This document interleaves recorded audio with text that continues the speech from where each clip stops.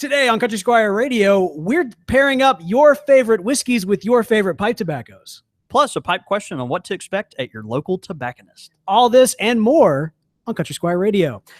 Welcome to Country Squire Radio. I'm Bo. And I'm John David. JD. Hey, Bo. Good evening, man. Man, good evening to you, sir. How you doing? Dude, I'm good. Your Apple Watch is going nuts. Okay. Yeah, I hate the fact that I've got this thing. Yeah, I mean... Well, okay. This is the deal. When you own your own business and you're trying to get a sophisticated app up off the ground, you have to own devices that you might not normally use. Right, because you have to test them out. Because you want to test to see if it works on such and such device. So you are using this Steve Jobs device on your wrist. And I mean, this is like biblical, right? Isn't this a sign of the beast or something of that nature? Like, honestly. You're going to print one of those little Apple things on your forehead. Yeah, I've turned it off now, so that should no longer be a problem. Man, how you doing today? Dude, I'm good. Lots going on around the old Country Squire here. Is there? I think there's like some sort of like Country Squire bat mitzvah that needs to happen of some sorts for you. Well, okay. First, okay. Let's talk about an event we have coming up soon. Yeah, actually, that event is a sponsor for this week's episode. It is. We have the fourth generation pipes and tobaccos, plus the Kamoy pipes and tobaccos will be at the Country Squire on June 16th, man, which is Thursday night. Dude, we'll be right here at the shop from 5 to 8 p.m.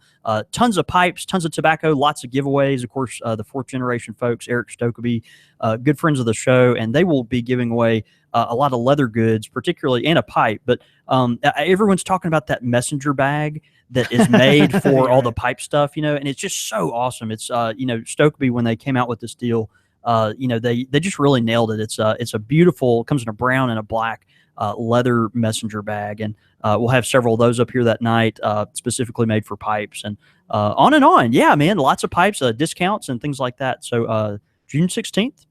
From 5 to 8 p.m. Fathers, Friends, and Fire is the name of the event. Here at the Squire. Now, if I'm not mistaken, right. This is an event that's actually happened kind of across the country. That's right. A lot of tobacconists have taken this on over the past month, just kind of in preparation for a Father's Day, kind of summertime, extravaganza type thing. Yeah. But it's a thing you can come grab, pop a new pipe, some kind of nice gift, and come, have fun and probably win something and buy yourself something. Here's what we want you to do. Check out the show notes for this episode. We'll have a link to the Facebook link, which actually lists all the locations going on. We'll also share that out on the Facebook page. But if you've got this event going on in your local hometown, go and let them know you heard about it at countrysquireradio.com or on Country Squire Radio. That's it.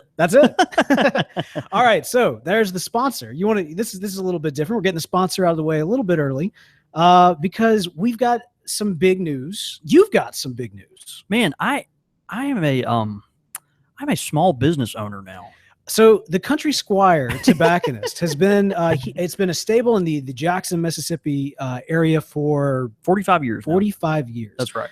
In that time, it was originally founded, of course, the original owners, the Reeves, who owned it for Jim and Gwen many years. That's right. Passed it along to their daughter, Kim, who has been the owner during up until recently the entire life of this podcast. Of our podcast, that's right. And just recently, how recently?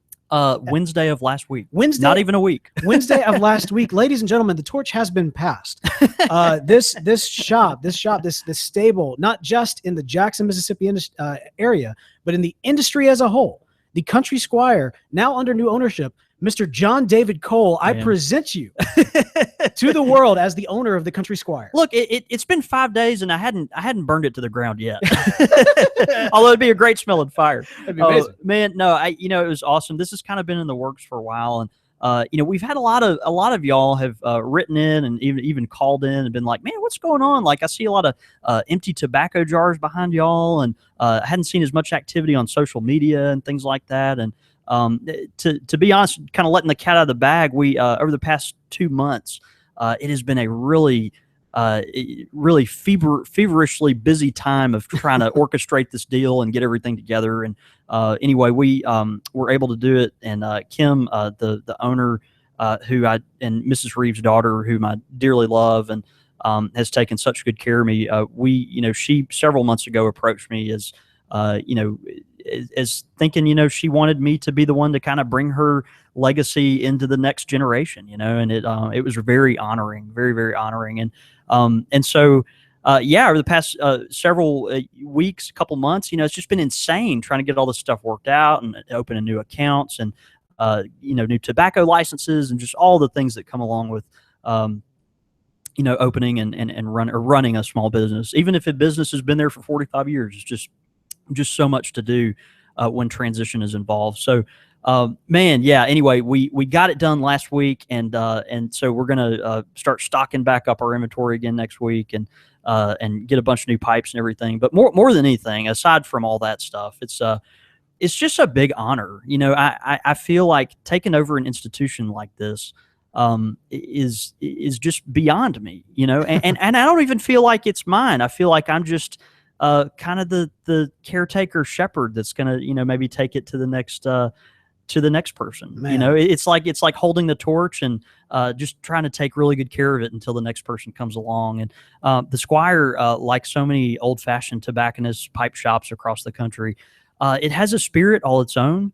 Its customers and community are very unique and extremely sophisticated, but also just very caring and tender. These are people that love one another, care for one another, give each other a hard time, but in the best way. And we just have such a legacy. We're sitting at this tobacco bar that doggone Jerry Clower used to sit, right there and just tell stories forever and ever. And it's things like that just really bring me pause about kind of taking this over. I'll be honest, Bo. I signed the documents. Kim and I were out back, and we kind of did this, and we were both real emotional. And then I just cried for about 10 minutes. Everyone left, and I was just out back weeping. So it was great. Mrs. Reeves, who I had the pleasure of working for about a year until she passed away. She started this shop in 1970 with her husband, Jim, and they called it the Country Squire because they didn't know if a pipe shop would make it in Jackson, Mississippi. And so a name like the Country Squire, we've talked about this before on the show, but, with a name like that, you could sell a lot of things, maybe clothing or, gifts or, all kinds of things. But the pipe shop took off, and it's become a legendary tobacconist in the South. And I'm just glad to be associated with it. I really am. And anyway, here's to 45 more years. Man, congratulations. Yeah, I got to tell you, I'm just, as a friend and a brother, man, I'm just so proud of you. Thank you, brother. As a customer of the Country Squire for several years now, I can say, it's not, and I think that many, if not all of the customers would echo this. It could not be in better hands. So we are all honored and thrilled to have you at the helm. And in fact, commanding this beautiful vessel that we have here, into the next era of pipes and pipe tobacco. Yeah, man. Thank you so much. I would regret if I did not say that our listeners and viewers too, now that we're on YouTube, but y'all are a part of this. Like a shop like this in today's world, think about all the stores that have gone out of business with the advent of the internet. Okay. Brick and mortar in a lot of industries has really suffered. This, like what we're doing right now tonight, knocking the mic around. This makes me feel so optimistic about the future of Country Squire. Because the community is so robust. It's not just the people in our sleepy little town in the South. It's folks all over the world. And we just had another pipe pilgrimage on Friday. Actually, Josh came all the way from Atlanta, literally 6 hours away, just to come visit us on Friday. He called me Thursday afternoon, was like, "Man, please tell me you're going to be there. Please tell me you're going to be open." And we were, and he came, drove all the way. And, you have to start calling me. I want to be here, man. Well, okay. But it's that thing, this doesn't, it's such a special thing. It doesn't happen and very often. It's like the stars have to align for a place like this to be in existence in today's world. And by God's grace, we are thriving and, really, moving forward and everyone's really excited. Our customers are so loyal and faithful, and the regulars that hang out, you guys, everyone has just been so supportive. So I walk into this feeling extremely good about the future of our shop, and feeling very blessed. So, man, exciting time. Yeah, man. Like I said, congratulations. Bring it on. And what better week could there possibly be for the type of episode that we're doing today? This, of course, is a Squire Select. Man, we get to drink. Yeah. So if you've never tuned in for a Squire Select before, if this is your first time listening to a Squire Select episode, the idea is that we take various beverages. And I think it's only been beverages thus far. We've done tea, we've done coffee. Primarily, though, we do whiskey. Yeah. No, we generally do brown water. That's right. Yeah. We did wine one time. We did, and I think we did actually gin once. We did. Yeah, we did. We got a lot of flack for that. No, you got a lot of flack. I got a lot of flack. Yeah. You went into that episode like kicking and screaming. You're like, are we really going to do this? You know, I thank you for letting me do that, because I'm a gin drinker. It was good. I love gin. We'll do gin again, but today we are actually doing some brown water. We're reverting back to the whiskey. Yeah, man. Squire Select. Or so reprogressing. That reprogress isn't that just called regressing? Well, reverting would mean stepping back, and so we're taking a step forward, but we're covering old ground. I don't know. let's get the. I'll drink to that. Man, this is so generally what we do on Squire Selects is we will introduce a couple of drinks, and then associate with some pipe tobacco that I think pairs well along with those drinks. And so got a couple of good selections tonight. The second one's really interesting. We're going to start out with this black bottle. This is a blended Scotch whiskey. It says it's called Black Bottle, curiously rich and slightly smoky whiskey, crafted to a secret family recipe. And on the back, it says, in 1879, Gordon Graham had an ambition to create a blended Scotch whiskey without compare, the perfect dram, if you will. Today, the same pursuit of perfection can still be found within every drop of the Black Bottle. Distinctively rich and slightly smoky, this is a Scotch whiskey with a genuine character. So it's a blended Scotch, so it's going to be a good price point for folks that I think are familiar with bourbon or just traditional American or Canadian style whiskey. But might want to kind of stick their toe in the water with the Scotch and kind of get an idea of what maybe a little bit of that peat, a little bit of that smoky kind of feels like. So there's some coffee notes and maybe a little background of caramel, super smooth finish, not tons of bold flavor. It's one of those that's just going to give you a real kind of smooth, peaty, scotchy flavor, which is really nice. So I'm gonna pour us up a dram here. Yeah. While you're doing that, I should mention my apologies to the live show. I've had a rough day. So are you apologizing for your hair? I look like this today. I try to be a little bit more put together, but no, you look put together, man. I don't see you coming apart or anything. Yep. You might after you drink that. I like the way you described this, man, because I like peatiness. Yeah. I'm big on the peat. Cheers. Cheers.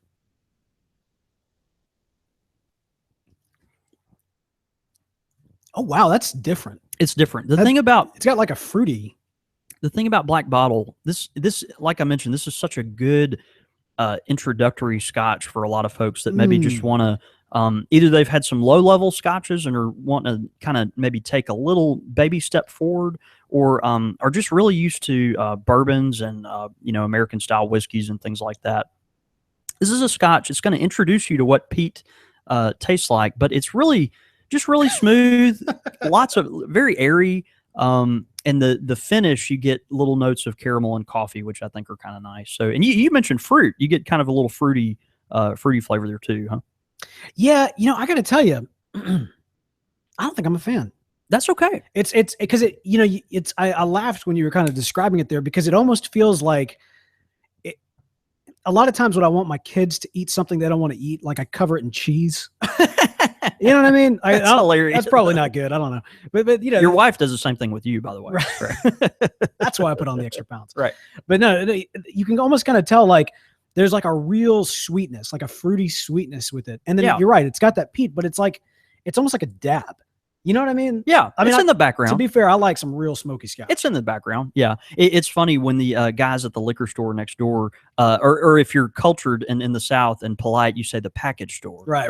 Right. But at the package store next door, they came over after they found out that I'd purchased the shop and sold my life to the landlord for the next 5 years.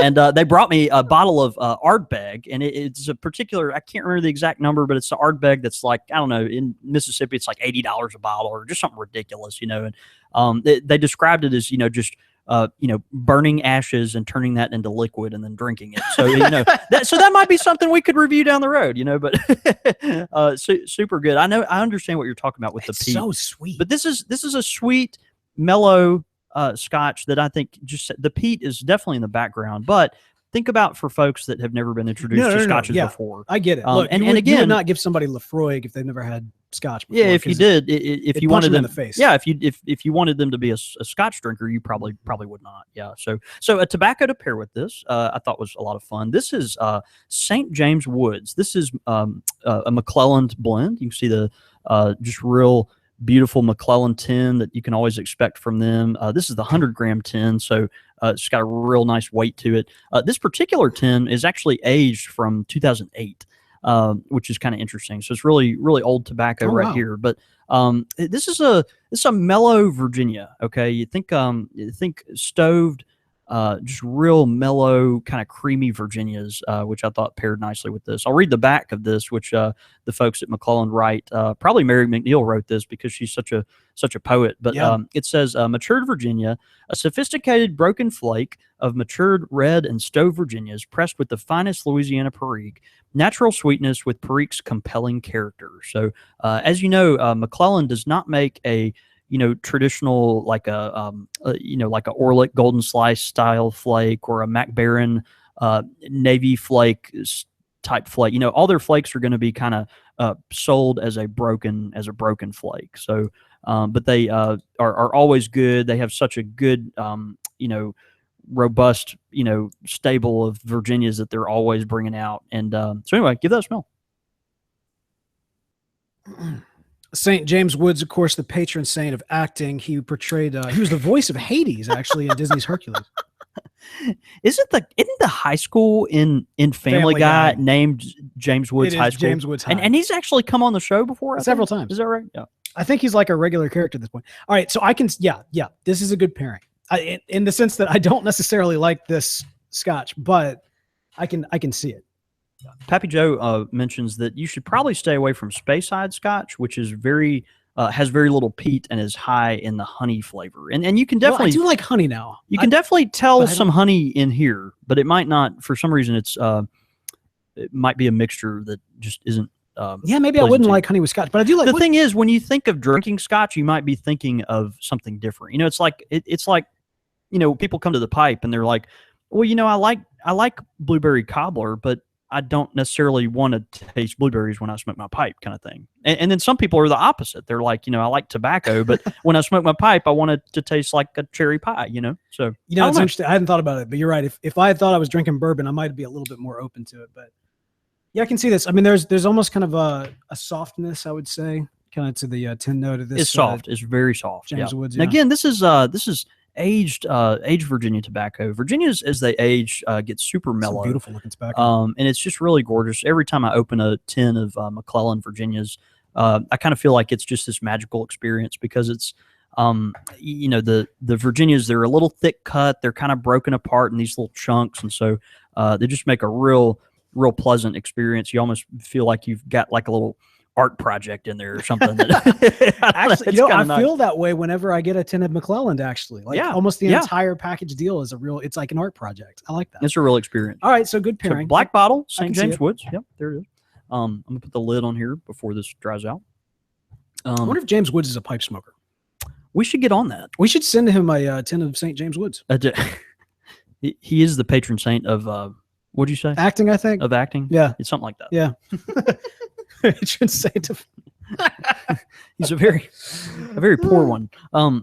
Okay, so this is a... What are you talking about? You don't like James Woods? No, he's just a very poor saint. I mean, okay. He's not a good saint. Yeah, I think that he probably makes a bad... I like James Woods. His acting is fine. He's fun. Yeah, I like him. No, he's great. He's great. I don't know if I'd wear a medallion of him around my neck. Yeah, all right. Let's move on. What do we got? You're keeping this one hidden. All right, this one is interesting. And in light of me recently purchasing this institution, yes, I thought we'd kind of take a trip down memory lane. and revisit the lady that I had the chance of working for before I started managing the shop. And her name was Gwen Reeves. And when she died, she was 89 years old, and she came up to the shop every single day until she died. And she was one of the most sweet, just faithful, generous, passionate, and sophisticated women I've ever met in my life. And she liked bourbon. Yes, she did. And every day when she'd go home, she said, there's something about when I get home, I just have to have my toddy. So she would sit in her backyard. She was a big landscape person and gardener, and so she'd sit in her backyard, and she would would overlook her plants that she worked at so hard, and sit there and pet her cat in her backyard, and she would drink her toddy, and that was kind of her ritual. And as a child of the Depression, this is a lady that was born in the 1910s, and she was actually obviously extremely frugal.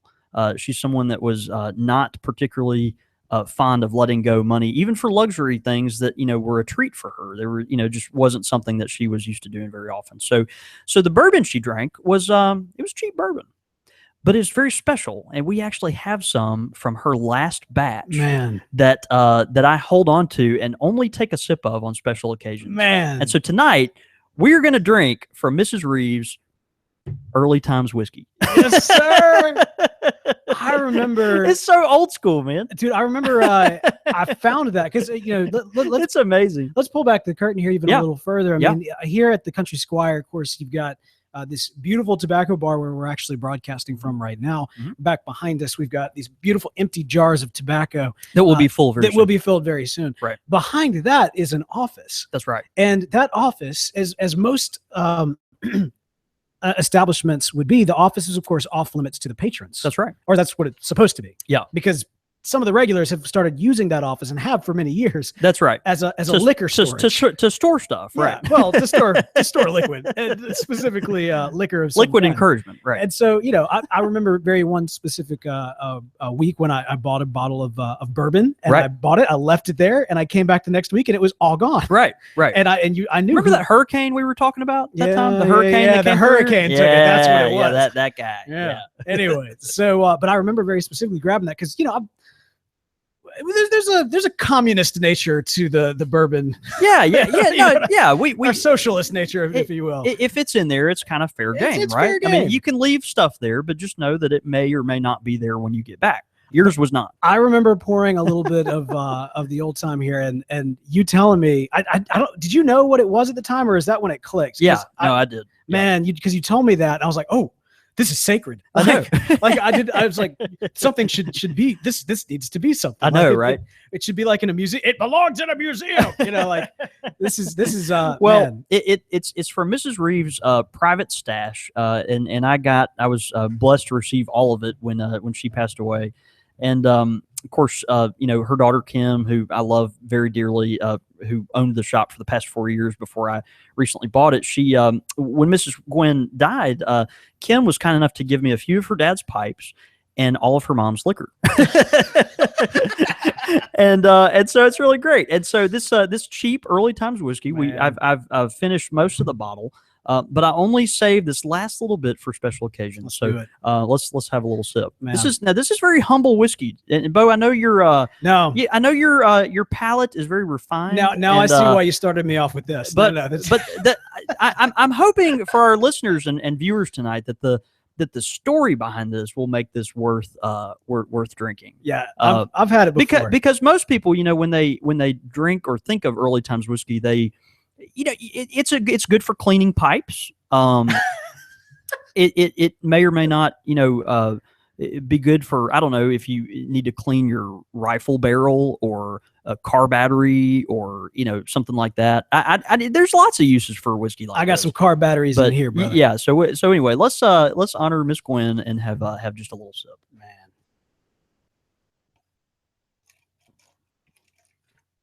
To Gwen Reeves. To Gwen Reeves and the Country Squire. Cheers. Yep.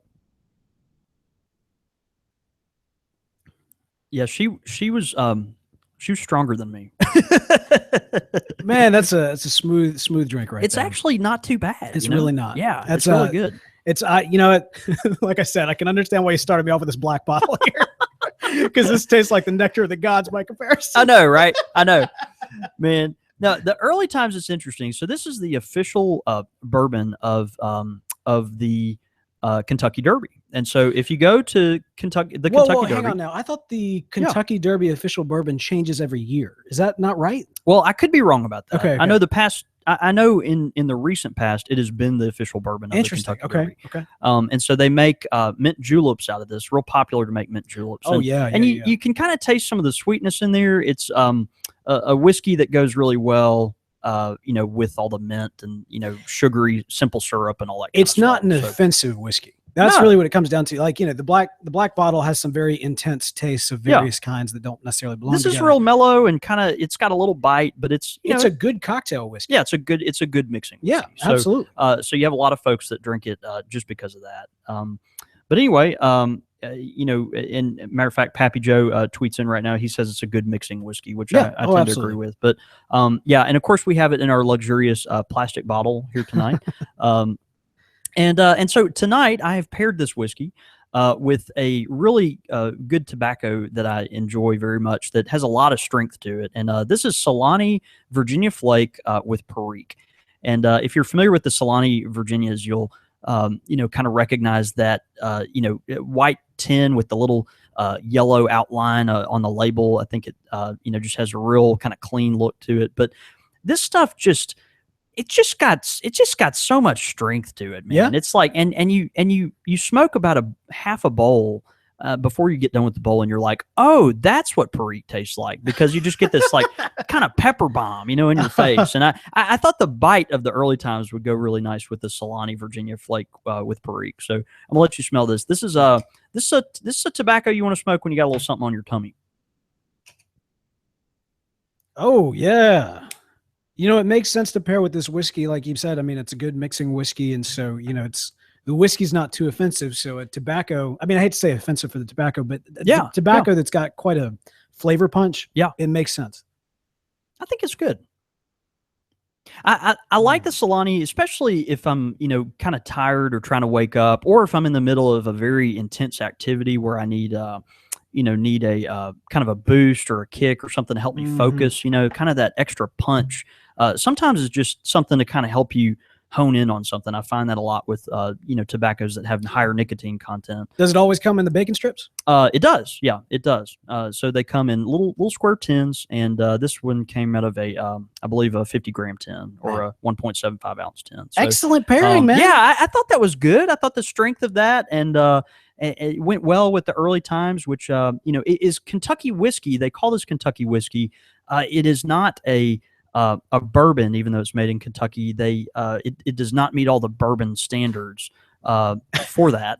I mean, for a variety of reasons. They knew what they were doing. They knew what they were doing. It's in a plastic bottle, Exactly. So, but anyway, man, this is the last time we will drink out of this bottle until the Country Squire is 50 years old.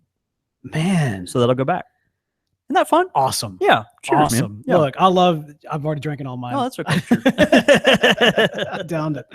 Yeah, that's what a great legacy. What a great story to go along with such a mediocre whiskey. That's awesome. That's right. Exactly. I know, right? The only thing that could redeem a whiskey like that is the sweet, wonderful woman that absolutely that nursed a glass of it every night. That's so beautiful. I love it, man. Thank you for sharing that. Yeah, that means a lot to me, man. Absolutely. Yep. Well, hey, man, we've got some great pairings here. We love pairing the whiskeys with tobaccos, and you need something to smoke various tobaccos with. You do. In fact, as you smoke different tobaccos of varying tastes and varying makeups, you're going to want a good pipe that you can kind of put through the ringer, have a bunch of different tasting tobaccos and not have to worry in terms of the quality or leaving too much cake. And what's really good for that?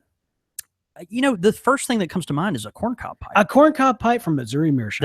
That's right. Man, we've got a couple of really interesting pipes tonight, and I love big fan of these shapes that we're featuring tonight. We're from Mississippi. We have to be. We got to be. Yeah. We're talking, of course, about the Huck Finn and the Tom Sawyer. Now, Huck Finn and Tom Sawyer, obviously characters made famous by Mark Twain. He actually invented them. I don't know if you do this or not.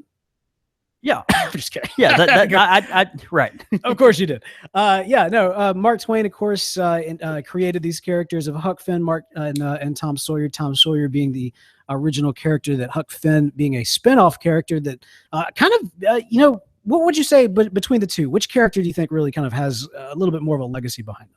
I'm a Huck Finn guy. Huck Finn was kind of the Lord of the Rings to Tom Sawyer's Hobbit. Yeah, I could see that. I'm more of a Huck Finn guy. Yeah, I think it just has a little more staying power. It's more commonly aware of in the literary world as far as just pop culture or whatever. But what about these pipes? Which one do you prefer? Man, I've got to say they're both beautiful. The Tom Sawyer is nice because it's kind of got that short, almost like the Morgan we talked about before. Got that real short, kind of compact look that's just real easy to tote with you. Super versatile.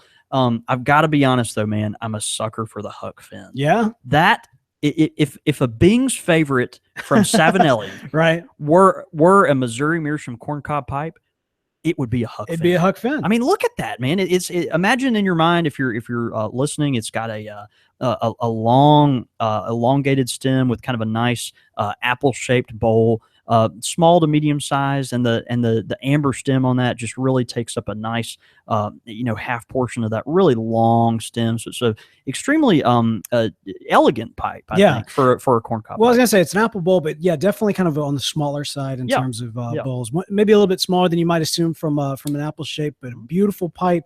Both these great quality pipes from the good folks at Missouri Meerschaum. If you haven't gotten yourself a Missouri Meerschaum pipe, these are some great pipes to get. And if you happen to have a Huck Finn or a Mark Twain, take yourself a picture smoking that this week. We will retweet that out on Twitter. And if you happen to be actually, rafting down the Mississippi while you're doing it, all the more reason why we'd retweet it. Absolutely. So big thanks to Missouri Meerschaum. Check them out. Y'all support them. And again, thank them for supporting us. Do we have listeners that raft down the Mississippi River? We might.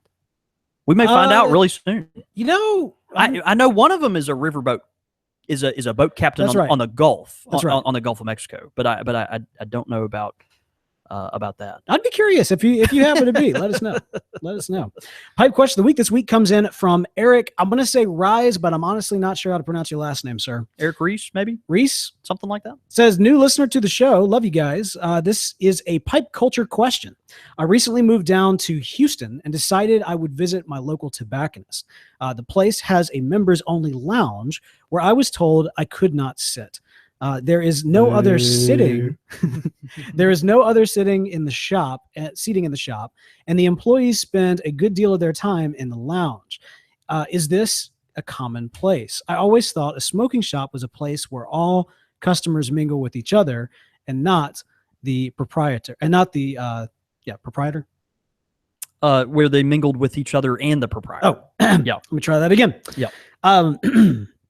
I always thought a smoking shop was a place where the customers mingled with each other and the proprietor.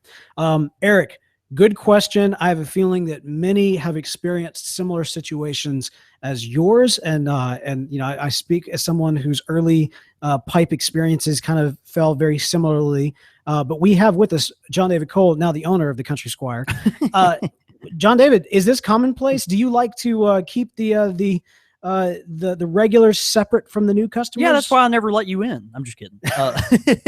No, I have seen shops like this. There's one right outside of San Francisco. I forget the name of the shop, but they have a smoking lounge, and you have to pay a fee to sit in the lounge to smoke, and it's for members only and that kind of thing. And they're very rigid on that. And a lot of this is for shops that maybe are super busy and just have a really limited amount of space. I mean, so if there's, before I bash this shop, whatever shop this is, which there are some, by the way, there's some really, really great pipe shops in Houston, Texas. Of course, I was born in Houston, Texas. That's right. I have a lot of family there, and love Houston. There's several really good pipe shops there, and I love to look at those when I go back home. But a lot of these shops, they may have a reason for that, whether it be a super busy shop and their space is limited, or I just don't know the particular circumstance, but that is a thing that happens. So if you do bump into that, that's not completely out of the ordinary in the pipe world. Having said that, That will never happen at the Country Squire. If you come in here and are a pipe smoker and want to just hang out with the folks that are here and also sample what there is to sample and breathe our air and smoke our tobacco and share our space, you're always welcome. And I think on average, to be honest with you, I have been in shops that are like that, but most pipe shops are gonna tend towards the come one come all kind of model, and I think that is more indicative of who pipe people are. Look, there's such an air of snobbery that exists in the pipe community, and I know many of you know exactly what I'm talking about, and that is so toxic to the community and to the industry, and we can't have that. I would You're a snob. Good answer. Trust me, I am not. When it comes to pipes and pipe tobacco, I certainly am not. We got to be careful here because there's a certain snobbery that is acceptable. Like we like people that know a lot about pipes and know a lot about tobaccos and are really passionate about those things. But it's when it becomes kind of an exclusive thing. See, that's what I'm talking about. Yeah, this is not 1960 where only certain people walk in the door and they smoke only Dunhills with only this kind of tobacco. And, your average pipe smoker in today's culture looks like you and me. They're kind of, bearded, disheveled, young people that are, progressive and involved in different things. There's just not as many, people in traditional industry, banking, lawyers, doctors that smoke pipes anymore, although those people do. But you've got a lot of just, normal working guys, creatives, a lot of, blue collar folks that just smoke pipes. And I don't know. I want to be about that here. When we did the first, one of the first pipe culture episodes we did, one of the emails, and we got a couple of them, and kind of, I think it was actually the first episode when we're just like, what is pipe culture? That's what we were asking. We were asking the question, what is pipe culture? It started that entire series. And a couple of times we got comments and emails that talked about pipes as the great equalizer. Yeah. That it didn't matter what walk of life you were. It didn't matter if you were young or old, male, female, no matter what your background was. The pipe is kind of an equalizer. We can all come down and sit next to each other in a pipe shop and have a conversation. Even if we have extreme differences of opinion, we can sit there and enjoy a pipe. It becomes a common denominator. It becomes a common denominator that just it breaks down those barriers. For as you mentioned, the industry has changed, and so I think that this idea of kind of tearing off your clientele is bad, because your new customers coming in, if they feel like they're excluded and there's a paywall, well, look, this is not smoking a pipe is not exactly just something you just pick up and you got it. It's not riding a bike. Yeah. It's a complicated process. You need mentors. Yeah. Like that. And many of you have come to this podcast because you were looking for mentorship. So I would implore the pipe, and you can't, I know that you want to be more diplomatic here. I'll be a little bit more. And I mean that. That's fine. I would implore shop owners who have this kind of system, think about ways that maybe new customers, maybe they can, I understand, you want to have kind of membership and you want to make sure that there are benefits to having membership, and that's part of your revenue stream. And I'm not knocking that, but I would encourage you with your new customers, especially, give them like a 3-month lounge access or something like that. But you need those. It's an interesting you idea. need those new customers mingling with those old timers or those long-time customers or those long-time pipe smokers, people who are in this industry, because in many respects, those are the people that are going to mentor them and teach them how to do this. That is a good point. I have seen many people who, have struggled with the pipe, just to get started. We look, if you're listening to this podcast, you love the pipe. We all love the pipe. We're all, relatively, aware of the, minutia of pipes and also have fought through how to keep it lit and, different types of tobacco and all these things. And there are people out there that do need that kind of support to power through those early frustrating stages of it. And so I think you're right. There is an element where, the person, the neophyte, the person that's new to this is only going to be, they're only going to be encouraged to stick with it because of other people going through common situations. So anyway, I think there is something to that. I will say, again, that I don't know the local circumstances. I don't know what kind of pipe shop. Pappy Joe had a great point. He just tweeted in that and I think this may or may not be relevant in this situation, but the private smoking lounge may be related to some kind of local regulation or some kind of local ordinance. Still. And even then, like you said, there's no sense in which maybe the staff and maybe the owner of the shop wouldn't just stay over there all the time. I don't really understand that. Well, even if that's the situation, you need to encourage the people who are members to actually spend time in the more public space. Yeah, I don't know. Yeah. I'm just saying that I don't know. I think but kind of in summary, I think we've got a situation where this does exist. It is a thing. You do have that out there, and and that's okay. For some people, it isn't how it runs at my shop. I can say that now. But it's not how it runs at most pipe shops, and I think it's just kind of a come one, come all, every man's style place is more indicative of where the pipe culture and the pipe community is at in general. Well, one way or the other, great pipe question, Eric. Thanks for sending that in. And hey, if you've got a pipe question of the week, send it in, csr@podastery.com. You can also send it on Facebook and Twitter as well. Quick fire question. Bring the heat, son. All right, this is the last one from Varge, the pipe pirate. Everybody loved my. You like saying that, didn't they? Oh yeah, I do. Yeah, that was good. All right, here we go. Food is the topic here. Okay, something I'm very well acquainted with. Wrigley's Spearmint or Juicy Fruit? Juicy Fruit, no question. Well, Wrigley's Spearmint tends to last longer than Juicy Fruit. Juicy Fruit, the taste is gonna move ya, right? That was Juicy Fruit. That I'm not sure, but you are correct. Juicy Fruit doesn't last long. It really doesn't last that long. But like the flavor, right? But it's so much better. Have we talked about this? Do you remember? What was the one with the zebra?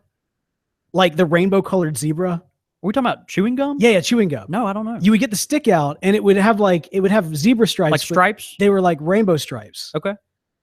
I'm looking at our large studio audience, but this is way before his time. What is that? I don't know. I'm gonna go with Juicy Fruit. I'll go with Spearmint. Twinkie or Ding Dong? Twinkie, only because it would certainly survive a nuclear winter. I'm gonna go. Ding Dong is that's the chocolate, right? Yeah, that's the chocolate. It's like a chocolate dong. Those are good. Those are really good. I would go the Ding Dong, but I would always eat around the cream. I never liked the cream on the inside. What's wrong with you? It wasn't my thing. Fango Mint or Tootsie Roll?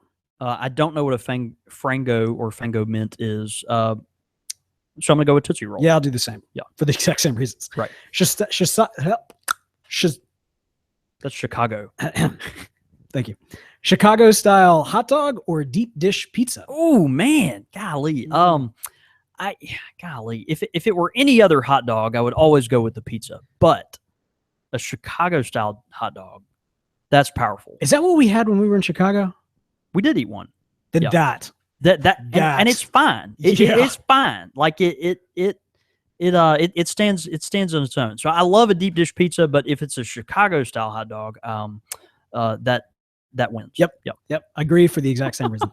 All right, great quick fire questions from Varge, the pipe pirate. If you've got some quick fire questions, send them in to csr@podastery.com. Portland Paul says fruit stripes. Fruit stripes. Yep. That's it. It's fruit stripes. That stuff was tasty for 2 seconds. Even sometimes before the entire thing got wet. Yeah. The flavor was gone. Yeah. It was really good for a second. Fruit stripe gum. That's right. I remember that.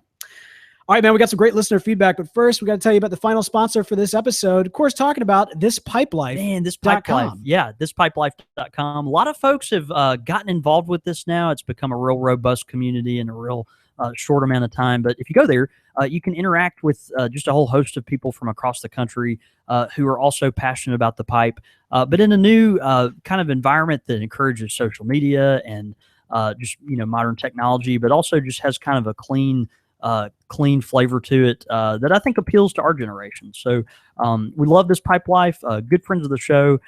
You'll find a bunch of things on there like forums, ways you can integrate your own pipe experiences with it.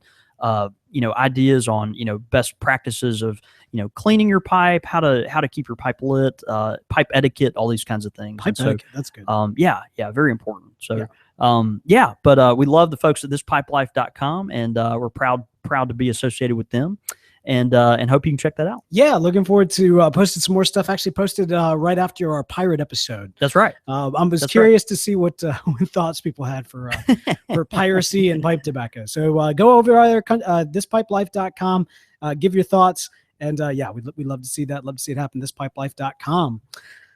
Portland Paul just sent in a tweet of fruit stripe gum. That's what fruit stripes look like. You don't remember that? I don't, to be honest with you. Okay. I was more of a what was that? Fruit by the foot? Is that what that was? Oh yeah. Was that stuff that it was like gum, but it came in like a tape measure? Yeah, it came in a tape measure type thing. Yeah. It had this real ridiculous thing you had to peel off of it. I don't know, but it was like a ballpark stable back in the day, for softball or for baseball. Do you remember Big League Chew? Did you ever eat chew Big League Chew? The chewing gum. I know. Yeah, no. I guess they still make that. Do you sell it here? I know. I probably should. Probably be illegal. It's probably right. I don't know. I mean, it's gum. I don't know. It is. It is. All right, man. We got some great listener feedback in this week. Kevin Kevin W. wrote in, this is regarding the FDA show. He said, super informative. Yeah. Really dig a calm, level-headed discussion on what's going on, especially with all the panic out there. And it's great feedback. Thank you so much for that, Kevin. Yeah. And I even thought about it at the time, knowing, on this side of the table, so to speak, knowing that you were in the process of buying the shop. Yeah, that was kind of like, this is coming from somebody who's like, about to go in, that's right. Full that's into right. it. Yeah. And again, that was kind of an interesting thing that I had to hold back for a season, while we got through our effort to, make the switch over.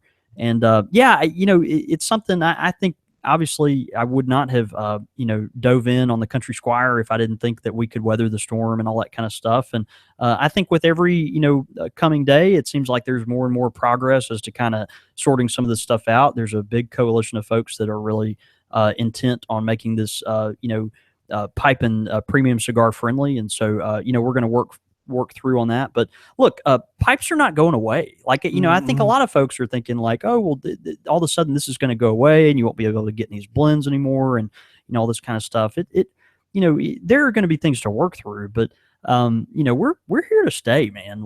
Tobacco is I want to be careful how I say this. Premium tobacco is part of the fabric of our culture. Even our country was founded because of the popularity of this stuff in the old world. Yeah. And so, we're not going anywhere. And don't, the people that are crying fire in the, movie theater and all this kind of stuff, it's a big deal, but we're prepared and we're going to move forward and we're going to find new ways to adapt. And it's going to be because of people like us and like you that care a lot about the passion of it, care a lot about the pastime of it, and it's a part of our lives, and we're thankful for that. So yeah, that's good, man. Yeah. Hey, you want to take that next one? Absolutely. Rick the Sick on YouTube, he says, I'm a fairly new listener and you're doing a fantastic job. Just tell Butch we miss him. You should bring him on the show sometime. Man, that's great. Butch was actually in the shop yesterday for the first time in quite a while. He just took a new job and a really good friend of mine. But if you've seen some of our Country Squire videos on YouTube that we did before, my friend Butch Arthur and I would sit right here at this tobacco bar and kind of banter back and forth about a variety of things. And Butch is a really good friend and is one of a kind. So man, I will definitely pass that along to him. Yeah, man, great stuff. We really appreciate this feedback, guys. Hey, if you got some feedback, you can always send it in. Email us csr@podasteria.com. You can also head over to iTunes and write us a review. We love it when you guys do that. We also would love for you to subscribe to us. And this is where I normally say subscribe to us on iTunes, but I'm not going to. You know why? Because you can subscribe to us on the Satchel podcast player for your iPhone. Man, isn't that amazing? That's right. Available, actually announcing it today as we record the show here on Monday. Yeah, we actually announced it today. Satchel is available on your iPhone. And so I would encourage all of you, as just a personal favor to me, if nothing else, head over to the App Store, download Satchel, the Satchel podcast player, give it a try out. Let me know what you think. It's, it's been I always want to make it a work in progress. We've gotten such great feedback in, but I always feel nervous about it to some extent. No, you're putting your jewels out there. You've been working really hard on this. Really proud of my friend Bo. He's worked really hard with his partner Briar, just on this incredible app that includes. I'm not even going to try to describe it, but it's the best way to listen to Country Squire Radio and your favorite podcasts. And we definitely hope that you go check it out. So check it out, satchelplayer.com. We'll get you links to download it on your phone. You can also find it on the App Store. Subscribe to us there. You can also email us, csr@podastery.com. You can stay in touch with us throughout the week. You can email the show at Squire Radio, or you can email us directly at The Real Bo York. I'm at John David Cole, or you can get us at the shop at _Country Squire. Of course, all those links can be found at countrysquireradio.com, where normally you can tune in live every single week. However, next week for the live show, we will be off a week. Now, don't worry. We'll actually have a podcast out next week, but we will not have a live show. Interview coming. Yeah, it's going to be a good one. It'll be great. We'll be live the following Tuesday after that, so a little craziness with the schedule. Reason, of course, being is that I will be in London next week. Really looking forward to it. Speaking at New Media. Foggy London town. It's going to be fun, man. And hey, if you happen to be in that area, you want to get together and smoke a pipe, then tweet me and we'll make it work out. I've got an entire week while I'm there. I have no idea what I'm going to do. So I'm also looking for recommendations. Y'all let me know. But again, no live show next week, but we will have a podcast as per usual. Again, links to all that can be found at countrysquireradio.com. Well, man, a momentous occasion, and what a wonderful time to have a Squire select. Man, I know it's good to hoist a little bit of brown water with you and just kind of enjoy the moment, savor it, and of course some good tobacco too. But I'm actually smoking tonight the first pipe I ever bought for Mrs. Reeves. This was before I started working at the Country Squire. It's a Savinelli Trevi. And when I saw this pipe, of course, you can buy this pipe now for, I think, $115, $120, something like that. And when I saw this, I was a very broke graduate student thinking, okay, if I buy this, what kind of penance am I going to have to pay over the next month to if I shame myself enough, then buying this will be worth it. Right. And it's totally been worth it. Yeah, no, judging by the look of the inside bowl of that, it's seen some love. Yeah, it's got a few miles on it. Yeah. Well, hey, man, let's go have a night. See you, brother. Thanks so much for tuning in live, guys. Yeah, it was great, y'all. Like I said, no live show next week, but the week following we'll be back on Tuesday. Information on that coming out on Facebook and Twitter. But until then, thank y'all so much. And love hanging out with y'all. See you soon.